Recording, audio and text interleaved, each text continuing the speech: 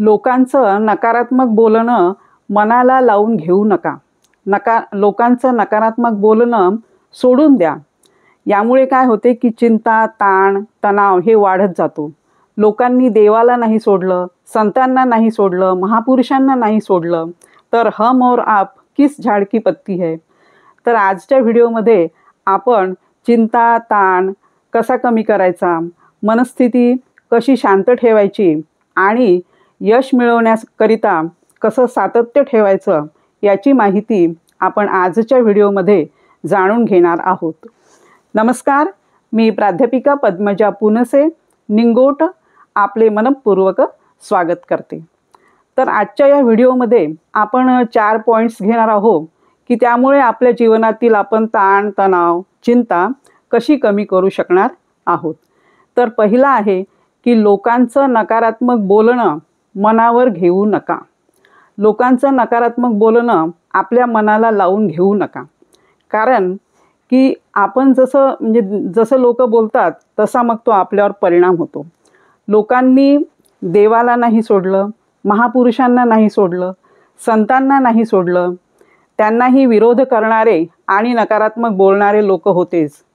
जसं की शिवाजी महाराज, तुकाराम महाराज, ज्ञानेश्वर माऊली, सावित्रीबाई, अहिल्याबाई, डॉक्टर बाबासाहेब आंबेडकर, गौतम बुद्ध यांनाही विरोध करणारे आणि नकारात्मक बोलणारे लोक होते की नाही? होते ना. पण आज बघा की आज नाव आणि कीर्ती कोणाचं आहे? जे लोक आनंद आणि प्रेम देत राहिले, जे लोक आपलं काम जे त्यांना करायचं होतं ते पूर्ण करत राहिले, त्यांचीच आज कीर्ती आहे.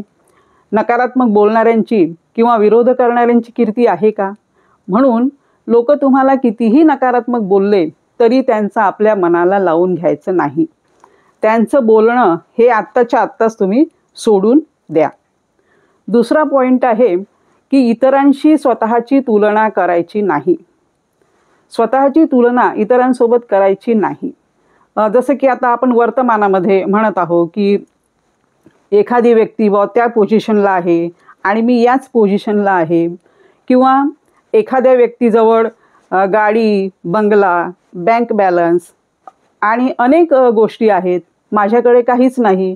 तर त्यामुळे असं मन नाराज करून घ्यायचं नाही आणि हे बघायचं की त्या व्यक्तीजवळ हे वर्तमानात आता हे सर्व आहे, पण कधीतरी त्या व्यक्तीनेही हे शून्यातून निर्माण केलं असेल, शून्यातून सुरुवात केली असेल, तर आपण ते बघायचं. दुसरं हे बघायचं की आपण समाधानी राहायचं आपल्याकडे जे आहे ते. कदाचित काही लोक असेही असेल की त्यांना असं वाटत असेल की हे किती चांगले जगत आहे, यांच्यासारखंच मला बनायचं आहे, असंही म्हणणारे लोक असेल.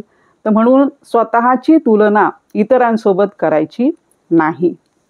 तिसरं हे की लोकांचं नकारात्मक बोलणं तर मनावर घ्यायचंच नाही, पण आपणही इतरांविषयी नकारात्मक बोलायचं नाही. कारण काय होतं की आपण जर नकारात्मक बोललो तर ते आपल्या मनावर आणि शरीरावर त्याचा प्रभाव पडतो. आणि दुसऱ्याकडून तिसऱ्यांचं नकारात्मक बोलणं ऐकूनही घ्यायचं नाही. कारण काही लोकांना काय असतं की सतत याची पाठ वळली की काहीतरी बोलायचं, दुसऱ्याची वळली की बोलायचं, तिसऱ्याची पाठ वळली की काहीतरी बोलायचं. ही त्यांना एक सवय जडलेली असते.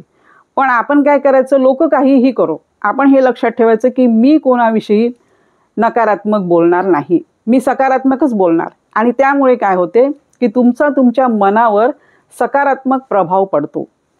म्हणून इतरांविषयी सकारात्मक बोलायचं. आणि चौथा पॉईंट हा आहे की मी किती चांगले आहे, मी किती चांगलं काम करते, याचा प्रत्येक वेळी इतरांना पुरावा किंवा प्रूफ देण्याचं काहीच कारण नाही. तुम्ही चांगले आहात, तुम्हाला वाटत आहे की तुम्ही चांगलं काम करत आहे म्हणजेच तुम्ही चांगले आहात. दुसरं हे की तुम्ही तुमच्याविषयी जे चांगले लोक बोलणारे आहेत किंवा तुमचे हितसंबंधी लोक जे आहेत त्यांना तर तुमच्यातील चांगलेच गुण दिसणार आहे, पण जे लोक नकारात्मक बोलणारे आहेत तुमच्याविषयी त्यांना तुम्ही कितीही सांगितलं किंवा कितीही तुमचा पुरावा दिला तरीही त्यांना हे पटणार आहे का? ते तर तुमच्याविषयी कधी ना कधी केव्हा ना केव्हा कुठेतरी नकारात्मक बोलणारच आहे. म्हणून आपल्या चांगुलपणाचा प्रूफ किंवा पुरावा द्यायचा नाही. तुम्ही आरोपी आहात का? तुम्ही कोर्टात उभे आहात का? तुम्हाला प्रूफ देण्याची गरज आहे. आणि जेव्हा तुम्ही असे चांगले वागाल तेव्हा इतर जे बोलणारे लोक आहेत तुम्हाला, त्यांच्याही लक्षात येईल की नाही, ही व्यक्ती चांगली आहे 100%. आणि ते पण मग तुमच्या जगण्याचं, तुम्ही कसे जगत आहात त्याचं अनुकरण करायला लागतील. आणि सकारात्मक विचार जे असतात, ज्या व्यक्तीकडे सकारात्मक विचार असतात त्या व्यक्तीला जगातील कोणतीही शक्ती त्याच्या ध्येयापासून अडवू शकत नाही. आणि ज्या व्यक्तीचे विचारच नकारात्मक असतात मग त्या व्यक्तीला जगातील कोणतीही शक्ती त्याच्या ध्येयापर्यंत नेऊच शकत नाही. अशी असते विचारांची जादू. म्हणून ही जी विचारांची, सकारात्मक विचारांची जी जादू आहे ती जर आपल्या डोक्यावर असली, आपल्या मेंदूत जर ते सकारात्मक विचार आले तर काय होतं की आपले कामं हे यशस्वी होतात. आणि काम करताना त्यामध्ये सतत असं सातत्य ठेवायचं, म्हणजे एक ते फर्म राहायचं की मला हे काम करायचंच आहे. यामध्ये कितीही अडचणी आल्या आणि कितीही मला विरोध झाला तरी मी हे काम करणारच. आणि निरपेक्षपणे आणि आनंदाने हे काम करत राहायचं. मग काय होते की तुमचे विचार जर सकारात्मक असेल तर तुम्हाला अडचणीही आल्या तरी तुम्ही त्यामधून मार्ग शोधता, पुढे जाता आणि मग तुमचं काम हे सक्सेस होतं. 100% तुम्ही त्यामध्ये सक्सेस होता. आणि काय असतं की सातत्य हे महत्त्वाचं आहे. समजा आता नदी असते एखादी आणि नदीचा प्रवाह हा पाणी जात आहे आणि त्याच्यामध्ये एक दगड आहे. तर नदीचा प्रवाह काय करतो, कधी कधी दगडालाही फोडून टाकतो. कारण काय की त्या प्रवाहामध्ये सातत्य आहे म्हणून.